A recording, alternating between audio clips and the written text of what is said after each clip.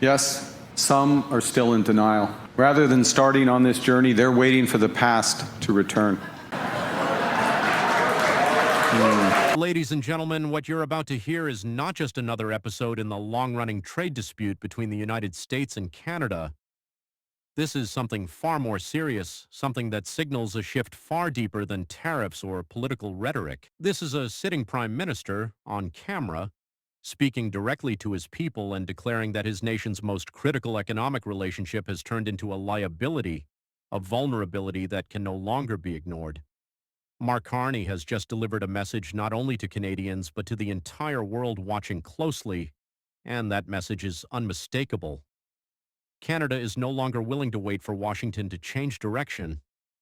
Stay with us because by the time this video ends, you will understand why this moment could become one of the most defining turning points in North American economic history, and why the clock is already ticking louder than ever on both sides of the border. On the morning of Sunday, April 19th, 2026, Canadian Prime Minister Mark Carney released a carefully crafted, tightly produced 10-minute video aimed directly at the Canadian public. This wasn't a press briefing filled with questions. It wasn't a speech delivered inside Parliament. It was something far more intentional, calculated, deliberate, and designed to cut through every layer of noise and distraction, a direct line to the nation. The kind of move leaders reserve for moments when the stakes are simply too high for traditional communication. And what he said in that video caught many people completely off guard. According to coverage from CBC News and confirmed across major global outlets like Reuters, the Associated Press, and Fortune, Carney looked straight into the camera and said, quote, "The United States has fundamentally shifted its approach to trade, raising tariffs to levels not seen since the Great Depression. Many of our past strengths, built on close ties with America, have now become weaknesses, weaknesses we must fix." Now pause for a second and really think about what that means. A Canadian Prime Minister just told his country and the entire world that economic closeness with the United States is no longer a strength. It is a disadvantage. That is not diplomatic wording. That is not careful political phrasing designed to avoid controversy. That is a clear, deliberate signal of strategic repositioning. And it didn't come out of nowhere. To truly understand why this moment matters, you have to look at the timeline that led here. Since the Trump administration returned to power in January 2025, Canada has been hit with wave after wave of tariffs that economists widely describe as deeply damaging, even destabilizing. Steel, aluminum, lumber, auto components, industry after industry has taken a hit. The scale and intensity of these tariffs, as Carney himself pointed out, haven't been seen since the 1930s, the era of the Smoot-Hawley Act, a policy that many historians believe made the Great Depression significantly worse. That comparison wasn't accidental. Carney, who previously led both the Bank of Canada and the Bank of England, understands exactly how loaded that reference is. He chose those words very carefully, knowing the signal they would send. But while tariffs escalated, something else was happening quietly in the background. Carney wasn't standing still. His government was moving, methodically, strategically, building an alternative framework for Canada's economic future. In that same Sunday address, he revealed that Canada has signed 20 new trade agreements across 4 continents in under a year, 20 deals spanning Europe, Asia, South America, and Africa. These are not symbolic announcements meant for headlines. These are real binding agreements designed to reduce what Carney described as Canada's dangerous dependence on a single partner. And then comes the most controversial piece of the entire strategy, the agreement with China. Under this arrangement, Canada will allow 49,000 Chinese electric vehicles into its domestic market at a dramatically reduced tariff rate of 6.1%, down from 100%. In exchange, China agreed to reduce tariffs on Canadian canola to 15% and completely eliminate tariffs on canola meal, lobsters, crab, and peas until at least the end of 2026. For Canadian farmers and fishermen, this is immediate relief, a lifeline at a critical moment. But for Washington, this wasn't just another trade deal. It was interpreted as something far more serious, a direct provocation. And the response from the United States came quickly, publicly, and without restraint. Just days before Carney's address, U.S. Commerce Secretary Howard Lutnick took the stage at the Semaphore World Economy Conference in Washington and openly criticized Canada's strategy. According to multiple reports, he said, "Carney has a problem with us," before going further and mocking the Prime Minister for traveling to China. He questioned whether China could realistically absorb Canadian exports, describing it as an export-driven economy already saturated with its own production. Then he escalated even further, challenging the logic behind allowing Chinese electric vehicles into Canada's market.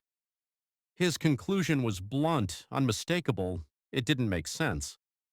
But what truly shocked observers was what came next.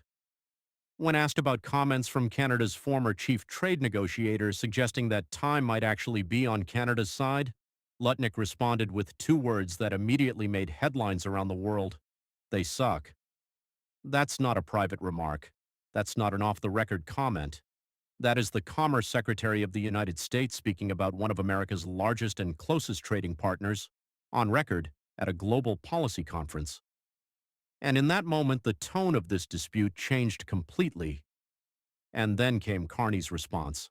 Not loud, not emotional, but precise, controlled, and impossible to ignore. His Sunday video was calm, measured, and firm. He told Canadians that waiting for the United States to return to normal is not a strategy. He delivered a line that is now being repeated across global media. Hope isn't a plan, and nostalgia is not a strategy. It wasn't just a statement, it was a warning. He promised transparency, regular updates, and a continued push to diversify Canada's economic relationships, no matter how difficult that path might be. But beneath all of this, the speeches, the tariffs, the headlines, something even bigger is unfolding. This isn't just about trade policy anymore. This is about the future of North America's economic structure. At the center of it all is the July 2026 review of the Canada-United States-Mexico Agreement, known as CUSMA in Canada and USMCA in the United States. This mandatory review, scheduled for July 1st, will determine whether the agreement continues for another 16 years or enters a full renegotiation, and this time it is anything but routine. Reports indicate that the Trump administration views the current agreement as deeply flawed and potentially not worth preserving in its current form. American officials have already outlined a long list of grievances: Canada's dairy supply management system, provincial procurement rules, digital services taxes, and streaming regulations. The list is detailed, structured, and ready for confrontation. This is not a negotiation starting from zero. This is a negotiation loaded with pressure before it even begins. So here's the reality of the situation. Washington is using this review as leverage. The message is clear: fall back in line or risk losing the agreement entirely. Stop building alternative trade networks. Stop engaging with China. Accept U.S. terms or face serious consequences. But Carney's response is just as clear. Canada is not waiting to see what happens. It is already building a different path forward. And this is where Carney's experience becomes critical. He has managed crises at the highest level, from the 2008 global financial collapse to the uncertainty of Brexit. He has seen what happens when countries wait too long, when they hesitate, when they become overly dependent on a single economic partner. His strategy reflects that experience: fast, decisive, and global in scope. Still, not everyone agrees with his approach. Critics at home argue that he is offering signals instead of solutions. They say Canadians don't need forward guidance, a pointed reference to his central banking background. They want tangible results, especially when it comes to the United States. And with the CUSMA review approaching rapidly, the political pressure is intensifying. At the same time, the China deal gives Carney leverage he didn't have before. It demonstrates that Canada has options. But it also raises serious questions. Can China truly absorb large volumes of Canadian exports over the long term? Economists remain divided. The agricultural benefits are real. The electric vehicle concession is also real. But Washington sees it as more than economics. It sees it as a geopolitical signal. And that leads to a deeper question. What does the United States actually want from Canada? Because if the goal is alignment, economic, strategic, and political, then tariffs and public criticism are pushing Canada in the opposite direction. Every delay strengthens Carney's position. Every dismissive comment reinforces his argument. Carney ended his address by invoking history referencing moments like the War of 1812 and the World Wars when Canada stood firm under pressure. The message was subtle but unmistakable. Partnership must be mutual, and if it is not, Canada will act in its own interest. We can control what happens here, he said. We can build a stronger country that can withstand disruptions from abroad. Now we are less than 75 days away from what could be one of the most critical trade decisions in modern history.